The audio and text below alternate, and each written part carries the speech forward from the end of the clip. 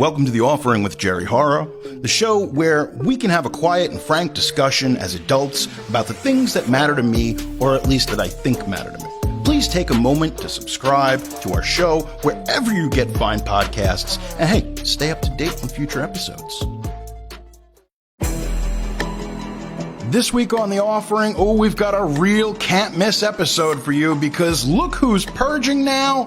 Everyone! It's The Purge!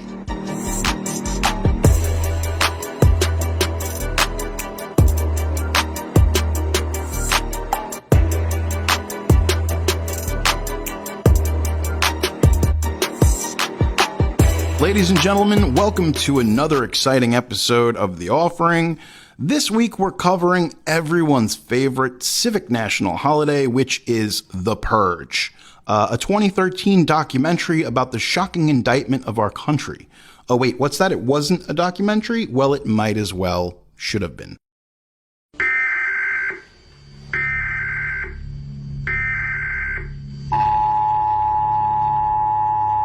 This is not a test. This is your emergency broadcast system announcing the commencement of the annual purge sanctioned by the U.S. government.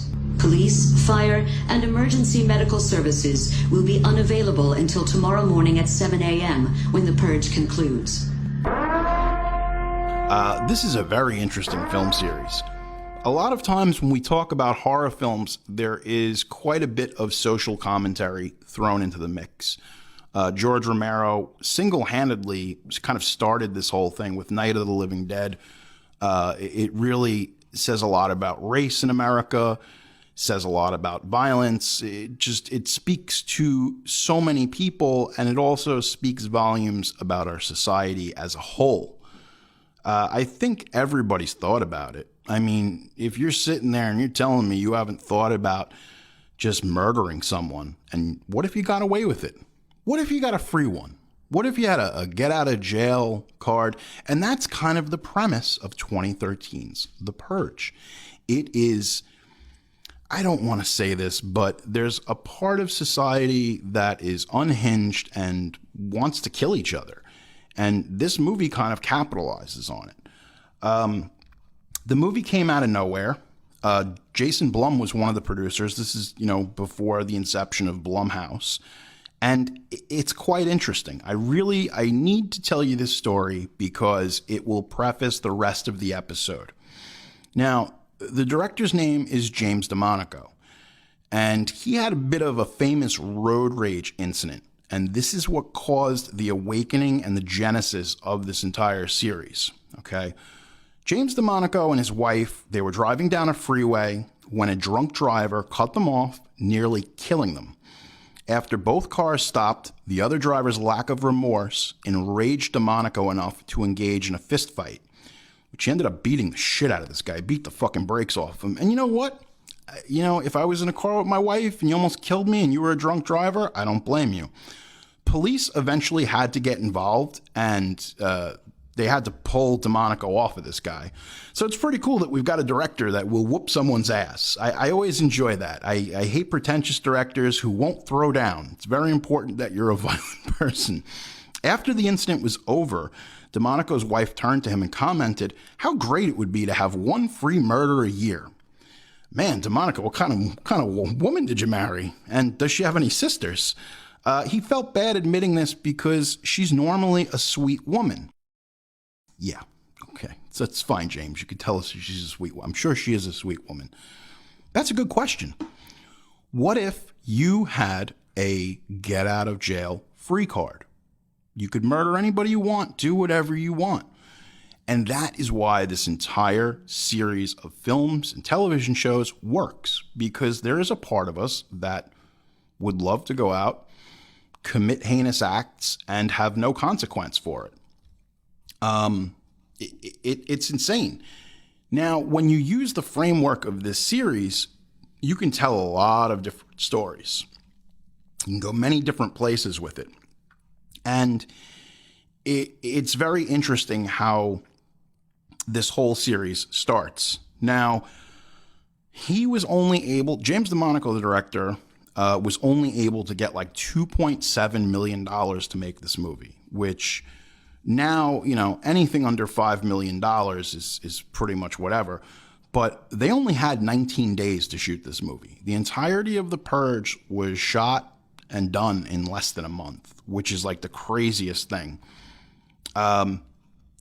Basically, DeMonico was really good friends with Ethan Hawke and James Blum, and basically says, like, hey, look, we need to add a little bit of star power, a little bit of zest to this low-budget movie.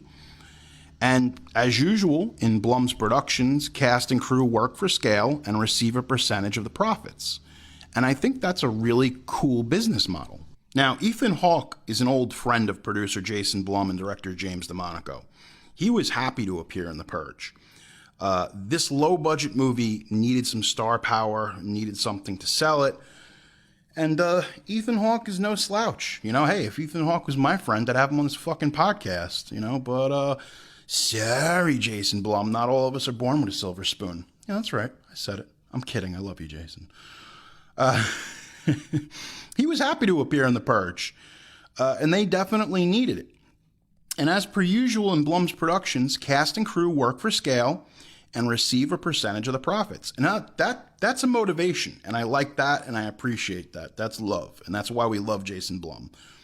Hawke reportedly only received $3,000 up front, but due to the movie's worldwide success and the back-end profits, he has probably received more money for this film than any other in his career. Now, another interesting fun fact about The Purge is the film takes place in the year 2022, which is like fucking bizarre. And it's a pretty straightforward movie. I mean, if I had to go over the synopsis quickly with you, which I will in order to set up the framework, a wealthy family is held hostage for harboring the target of a murderous syndicate during the Purge.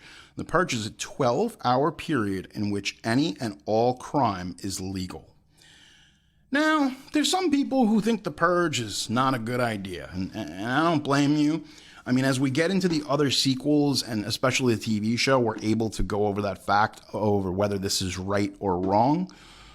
It was parodied to great effect on the Rick and Morty episode. I think it was the season 2 episode. Look who's purging now.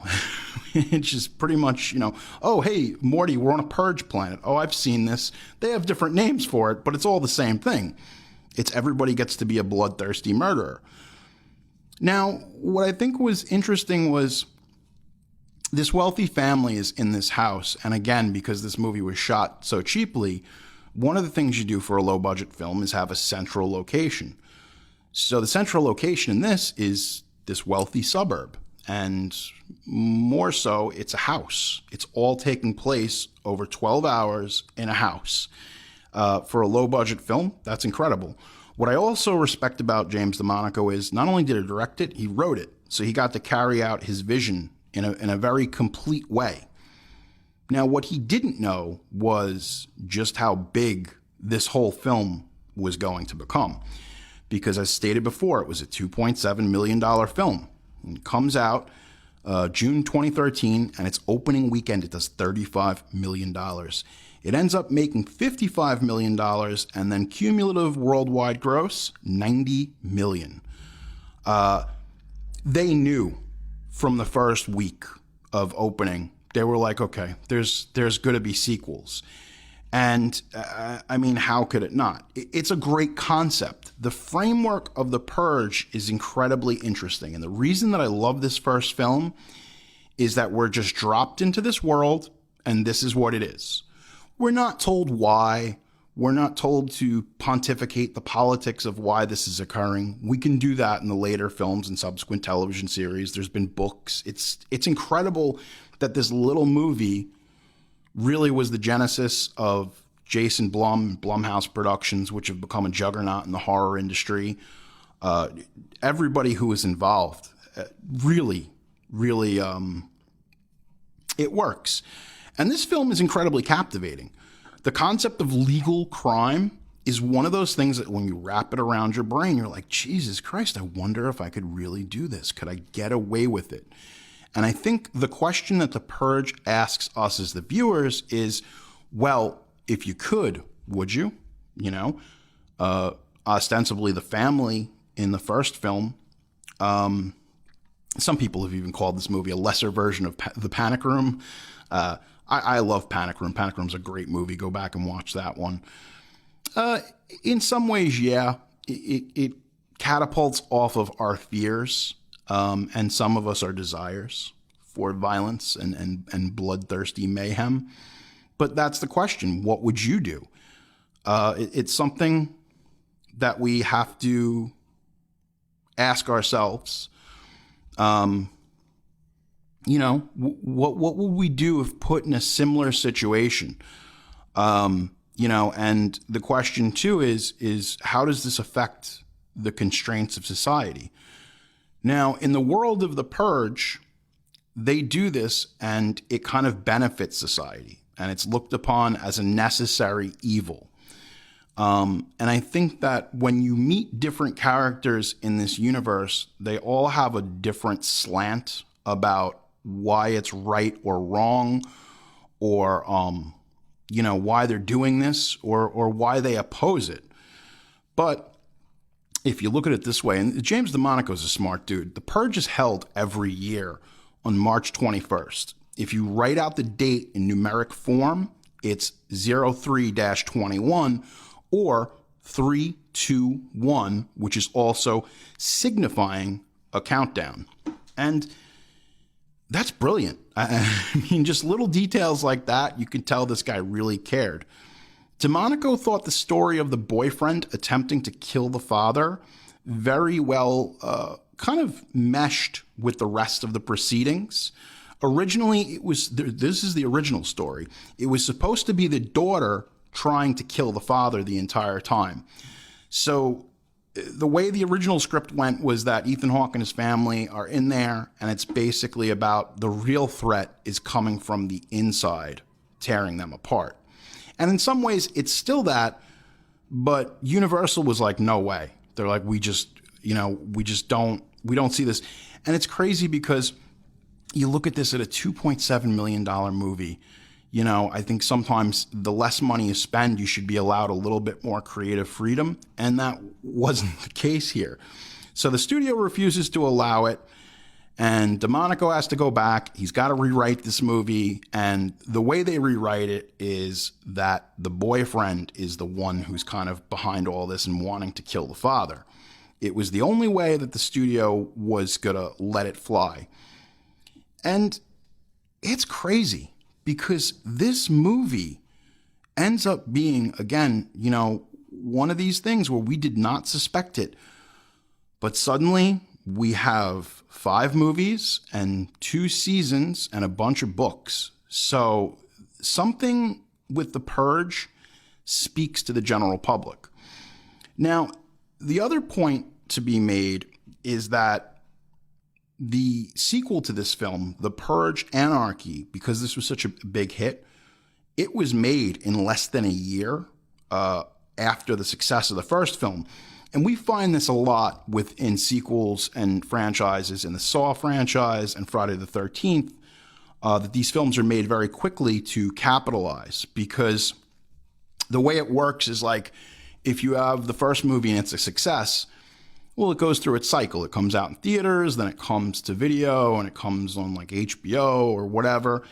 So your marketing is already there. It's fresh in people's minds. And now it's like, ooh, well, there's a new and exciting chapter for you to witness. And that's like, oh, well, hey. Now, the second movie is a little bit different. They give them, oh, wow, this is incredible. They gave them $9 million. So that's 3 times the budget. A lot of what DeMonaco was talking about was he had in his mind a different story that he had wanted to put into the first movie, with a character that would be kind of like a Clint Eastwood in The Outlaw Josie Wales, kind of a Shades of Grey character who was, like a vigilante, like Casey Jones or Paul Kersey from the Death Wish films. Now, he said, you know what? I'm going to save that for a sequel. And he did, because in less than a year later, he was able to take Queens native Frank Grillo to great success in The Purge Anarchy. which is, I remember seeing that in theaters, and it kind of reminded me, it had that vibe of like a James Glickenhaus 1980s revenge thriller, where I think in the 80s, vigilantes were so popular. So the introduction of the Frank Grillo character kind of gives us our own Frank Castle, or our own Punisher, who's now, he's kind of opposed to the Purge and doesn't really like it, so he's not going to stand idly by and allow it to happen. He's out there during those 12 hours trying to help people and save people who are just trapped. Because what happens is we learn that the Purge is more kind of about social hierarchy and also about class. It's about class. There was a scene, in the Purge Anarchy where people are like, hey, look, I want to get out early tonight out of my shitty job so I can go home and lock myself in and hunker down. And unfortunately, the wealthy people like we see in the first movie, they go home, they lock everything up, and that's it. They live in a gated community and they think that they're safe. I think that's why the first film works, is because that is a lot of the class warfare and the status quo in this country, is we think that we live in a gated community and we live in a place where the other people believe what we believe.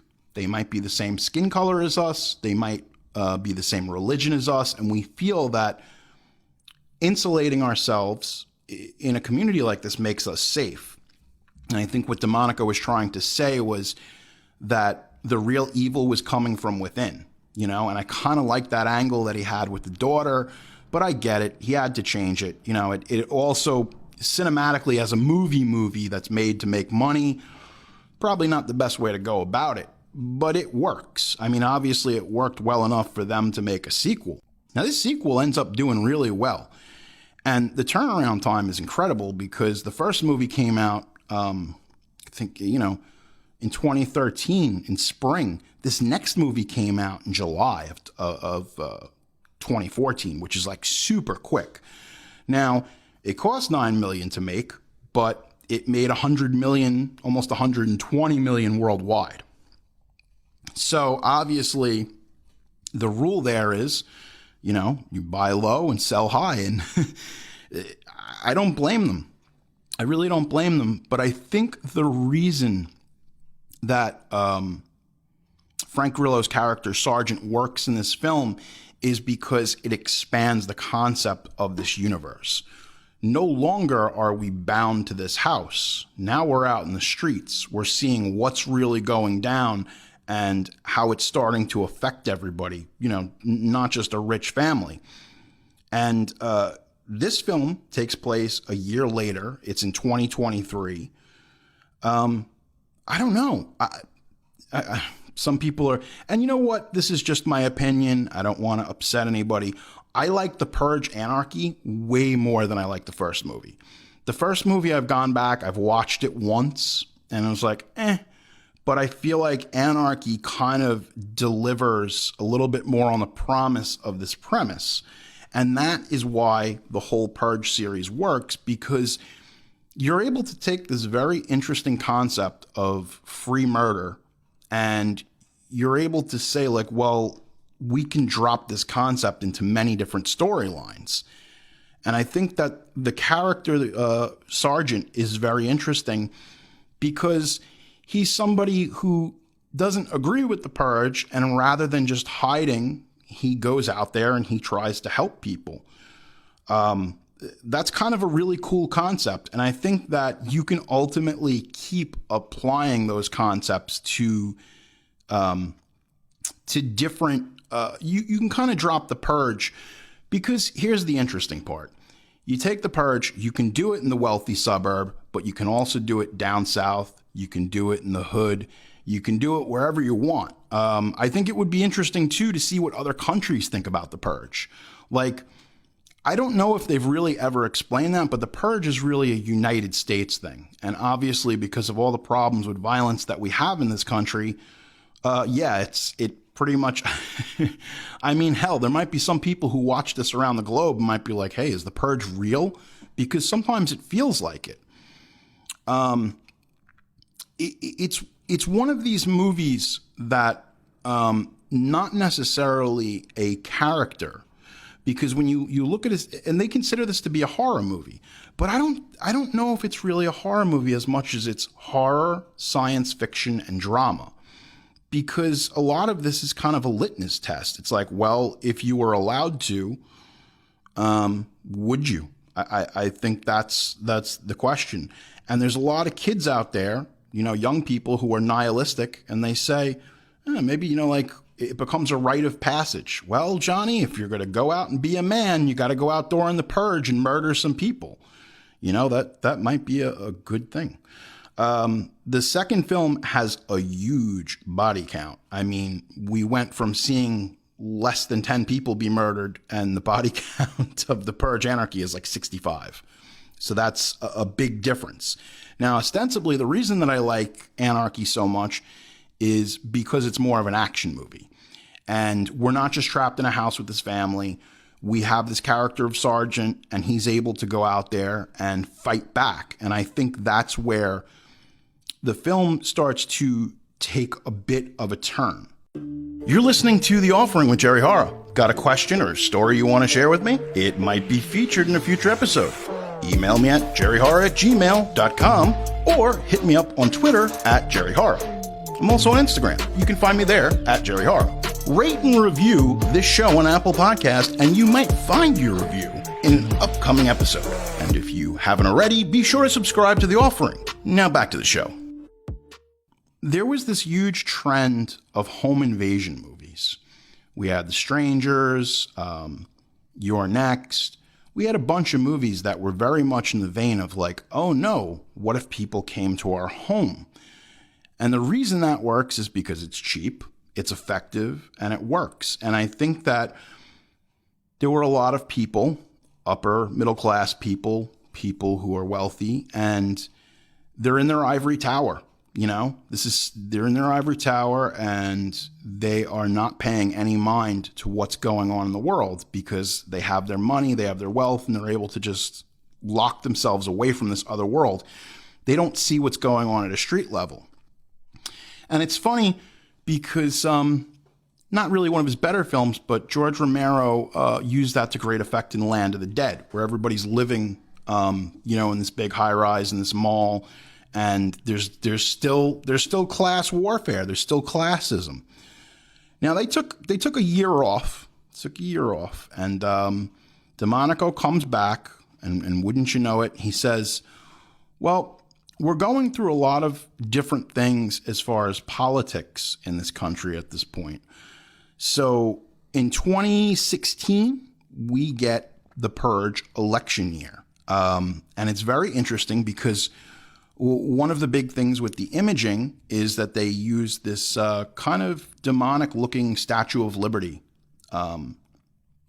face mask. And I think that the Purge became this weird subgenre of horror unto itself because it's kind of faceless and nameless. If you're out there murdering people for fun, yeah, you can have a cool pig mask or whatever, but it has like its own vibe. Like the Mad Max films have like this kind of weird steampunk kind of thing happening, whereas the Purge films, it's kind of like this, well, it's murder by a bunch of people from Urban Outfitters. It's a weird thing. So the reason and this is the other thing, the Purge election year, the reason I like this film is we get Grillo's character back. So it kind of took a very interesting turn with the narrative that everybody really, they even said it was like one of those things like Vin Diesel in Pitch Black, where it was like Grillo was the breakout star of the Purge Anarchy. And now he's doing all these movies. He's become, Jesus Christ, he's been in everything. He was in Captain America, The Winter Soldier. He's gone on to have a great career.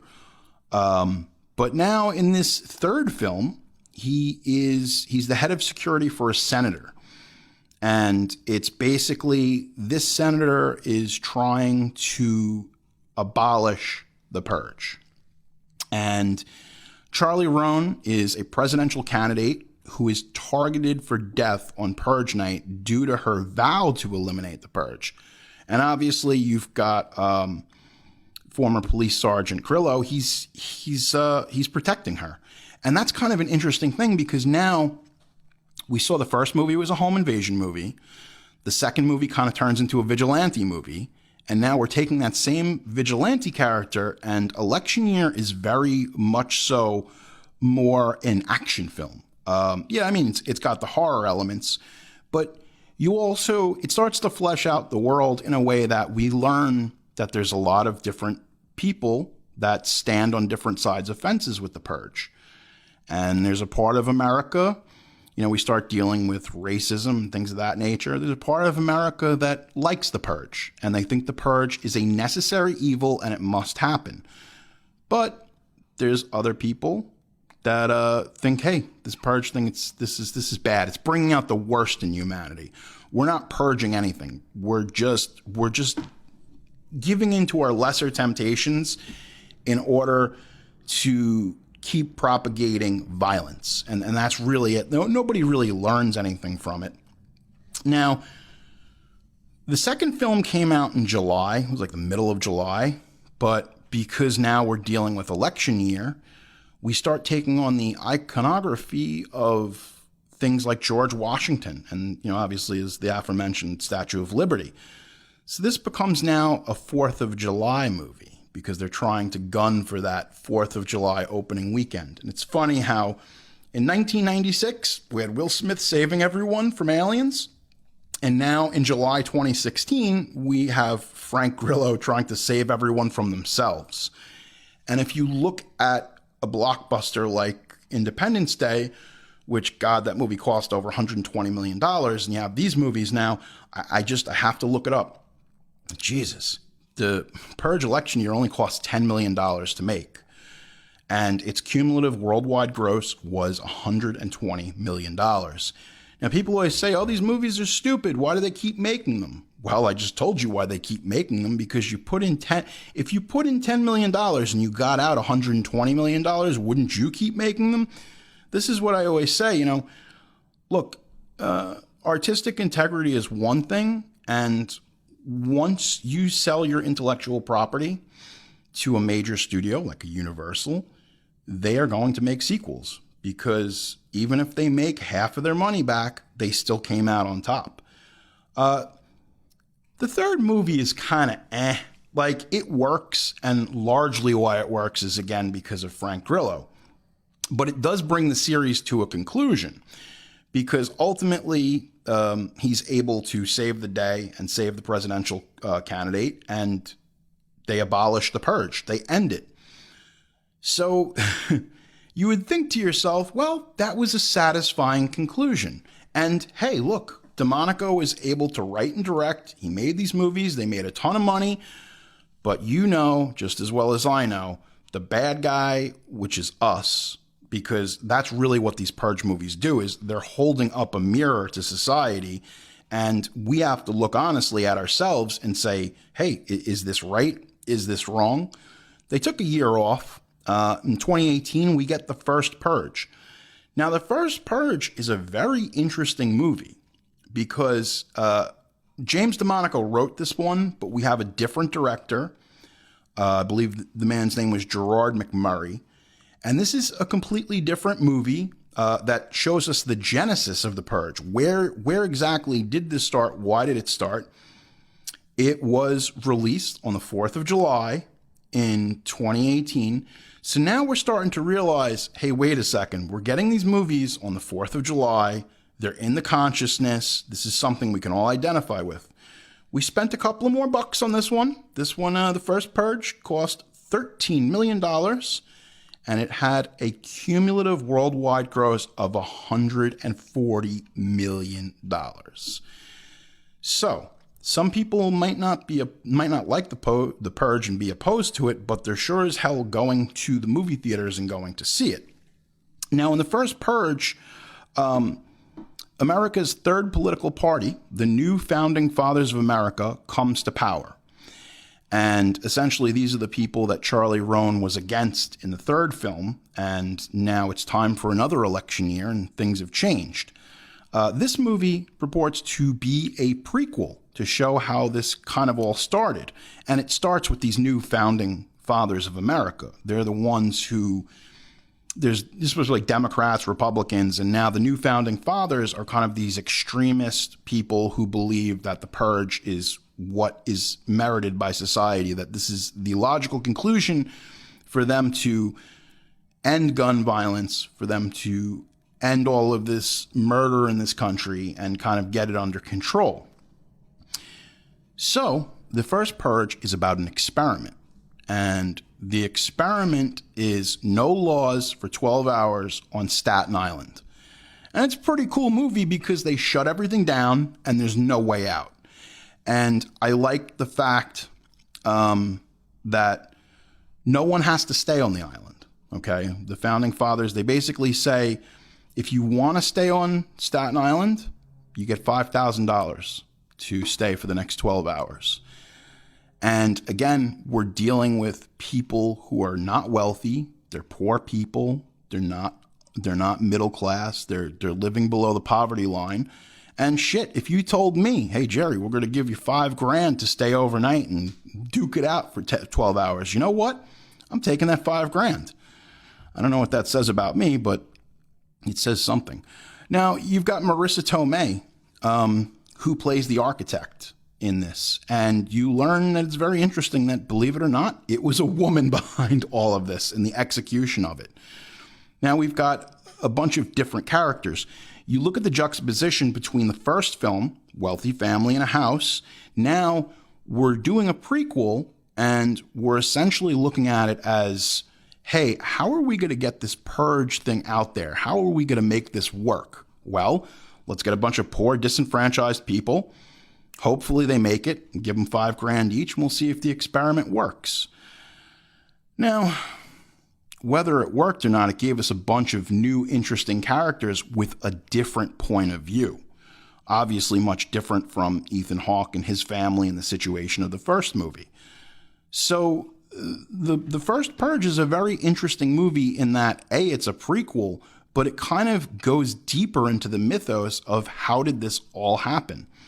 I mean, look, it's a gigantic success, and it speaks volumes about what we put. It speaks volumes about what do Americans put first and foremost in their belief system.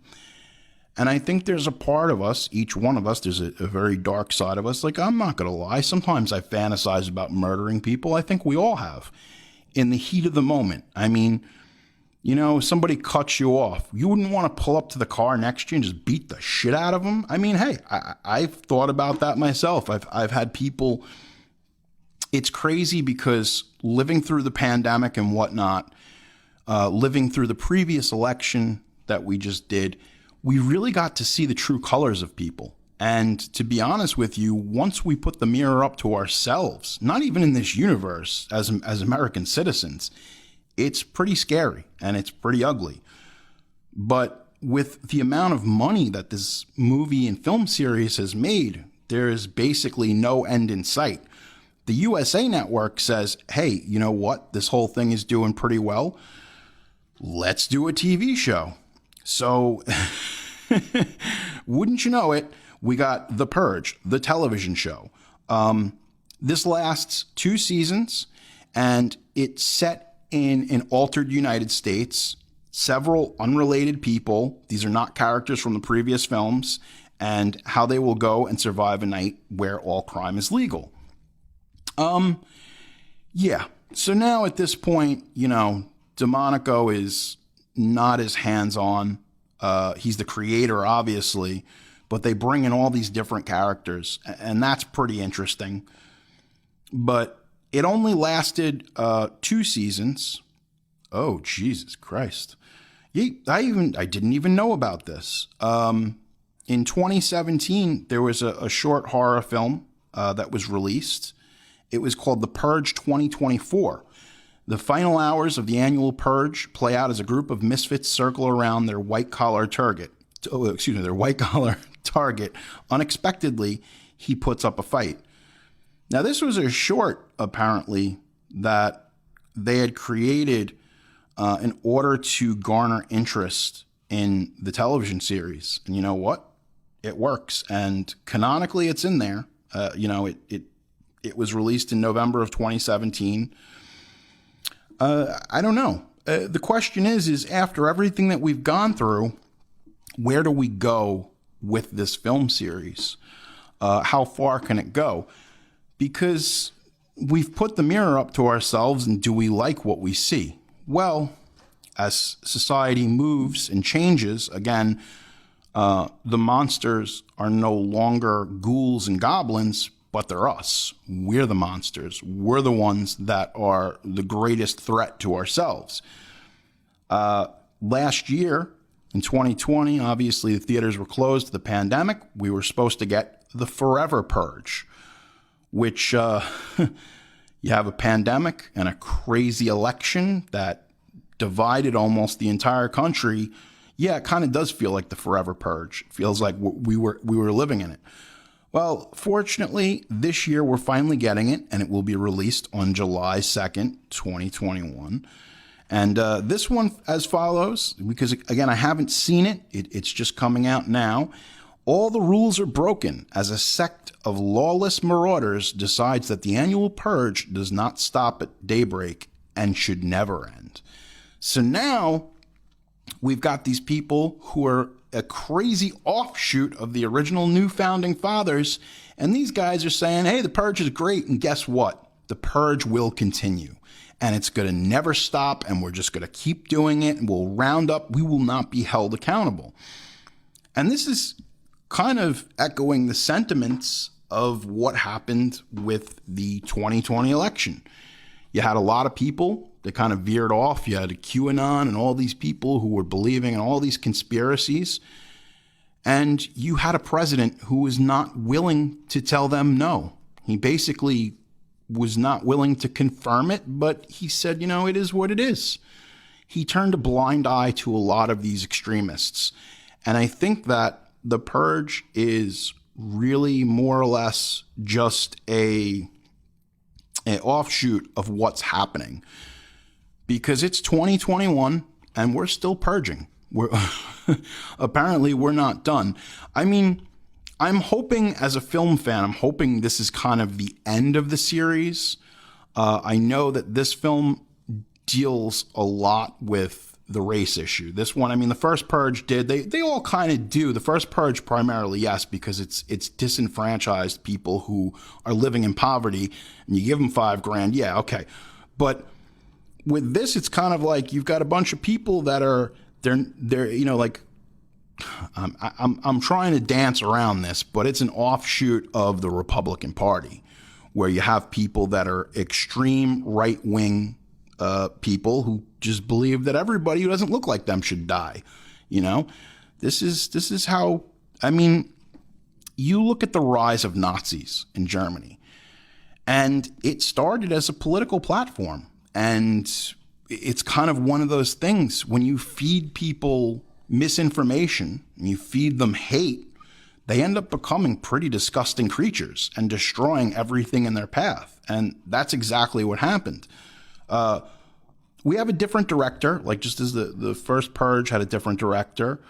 We have Everardo Gout, who has done a bunch of foreign horror. This is really kind of the big first foray into American films. But James DeMonaco wrote this one. So apparently he has something to say. And I got to tell you, this new Purge film has a pretty good cast. Got Josh Lucas and Will Patton.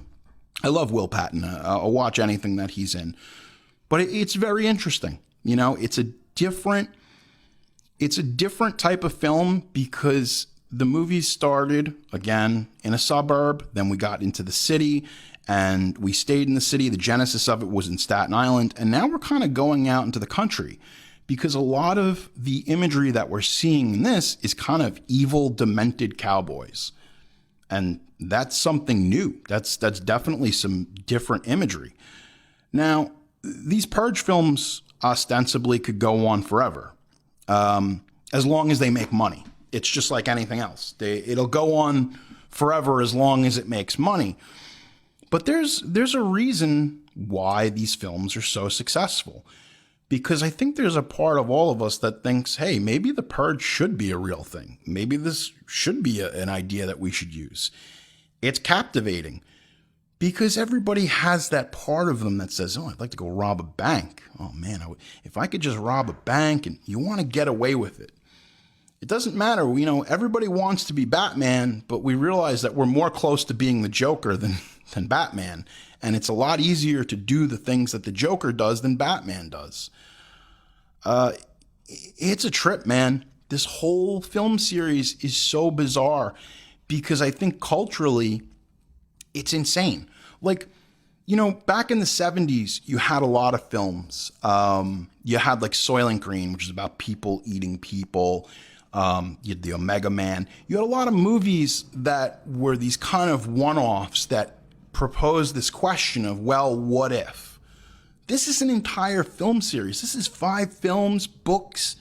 And I got to tell you, because frequent theme park fan, I got to go to Halloween Horror Nights, I want to say in 2018. And they do these scare zones. I'll post some of this stuff on social media if you want to see it. But the scare zones I thought were incredible because they thrust you into the world of the Purge. And you've got people getting executed in front of you. And there's a part of it that's like, oh, Jesus, as we've seen things in the last year or so, like with the insurrection in the Capitol, it's like, well, how far is the Purge from being real life? How close are we? And that's the scary part. Maybe James DeMonaco is just like, the off-kilter version of George Romero or any of those guys that came before him. I always say Paul Verhoeven. Paul Verhoeven saw the future. Whether it's RoboCop or Starship Troopers, there's a lot of biting social commentary in those films. DeMonaco is very smart. He is able to take this series and morph it and mold it to fit whatever he's trying to say. And that's why I think The Forever Purge is very interesting as a film, because it was made in 2019, so before the insurrection and everything and these right-wing extremists, but it's displaying that. It's putting it on full view. And I think to myself, God, it must be detrimental at times for people in other countries to see these films and they think this is what the United States is. And they're not wrong. But I think The Purge is like the worst case scenario.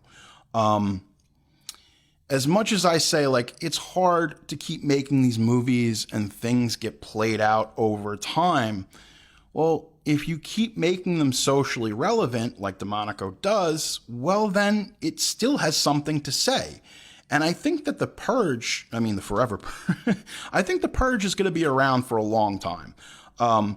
Because I feel like even if this new film brings a bookend to it, they're so cheap to make. These movies, the biggest one was like $12 million to make. So they're cheap to make. You can always make more. But I think that with this film, we're going to kind of put it to rest. And I don't see why in 5-10 years why you couldn't do another Purge film, because it's a very interesting concept and it speaks to the more, I want to say, more of our base instincts, some of the worst parts of being human.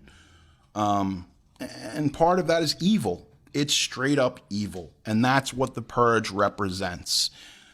Are you going to hide in your house? Are you going to go out and kill people? Or are you going to be like Frank Grillo's character and try and save people? I think all of us in society find ourselves in that spot. What are you going to do? Are you going to be proactive and solve the problem? Are you going to be the problem? Or are you just going to hide your head in the sand and pretend it doesn't exist? So yes, The Purge, Jesus, now it's 2021. Woo, film series has been around for 8 years, and they've been able to crank out 5 films and 2 seasons of a TV show. That speaks volumes. So whether you like it, whether you love it, whether you hate it, the Purge is very much a part of our society now. It is something that people identify with in some way because they're going to see these films. These films make a lot of money.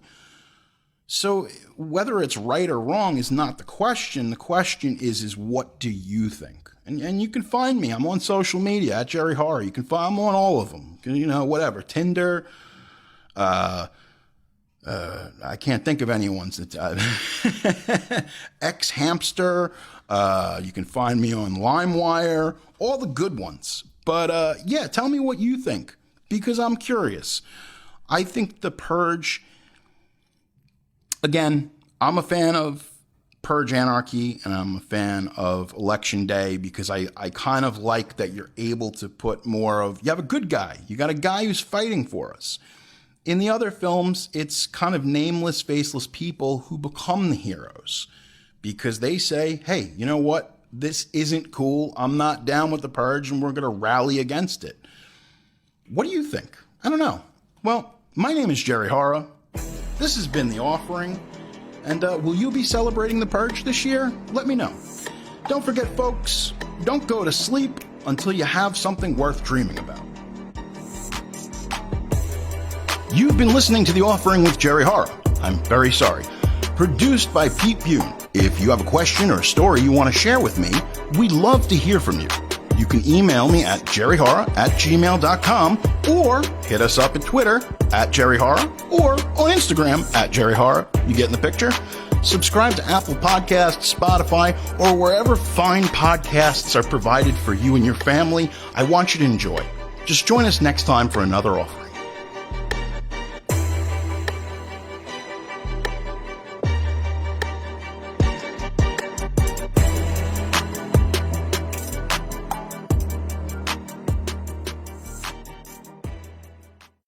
I'm Tom.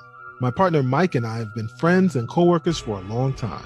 And at work, we're known for our daily water cooler conversations about TV shows and movies we are currently watching. Whether we're arguing over which Marvel TV show is the best or agreeing about which Netflix original movie is the worst, the pop culture conversation is always popping on Two Brothers at a Water Cooler. You can listen to Two Brothers at a Water Cooler on Apple Podcasts, Spotify, or wherever podcasts are available. Subscribe and share today.